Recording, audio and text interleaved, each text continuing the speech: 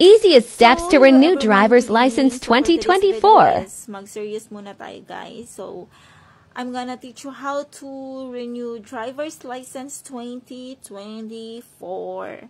So, ayun na nga guys, naisip kong ituro na lang kung paano mag-renew ng driver's license since I'm done.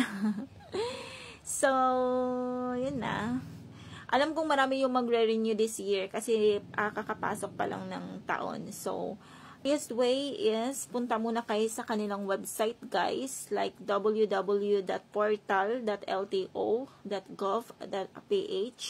Gumawa muna kayo ng account dun, like username and password and whatsoever, and then wag niyong kalimutan talaga guys kung ano yung password na ginawa nyo and username, kasi yun ang pinaka-importante.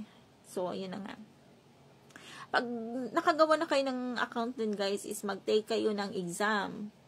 Kasi lahat ng exam ngayon ay online na. Much better na nasa online na. So, kailangan mong ipasa yung exam guys.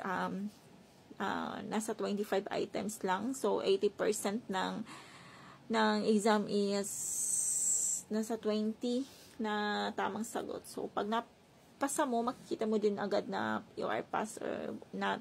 Pag nakapasa ka guys, i-print mo yan, and then after that, pag may printed copy ka na nun, is magpa-medical ka. Then after makuha mo yung medical certificate, is pumunta ka na sa pinakamalapit na LTO sa inyong mga places. Pero ako, nagpunta ako sa LTO SM Davao front. So ayun na. And then pagkatapos yung kumuha ng priority number, ipa-encode nyo yung documents nyo. Kung meron kayong ipaayos, ibigay nyo lang dun lahat. And then after that is magbayad. And then after payment is wait lang ng ilang minutes, and then biometrics na. It depends on you. Kung gusto mong ipa-change yung face mo sa old mo na IDs, pwede din. Pwede din, yun na lahat. And then after that is release na. So, thank you for watching. Bye!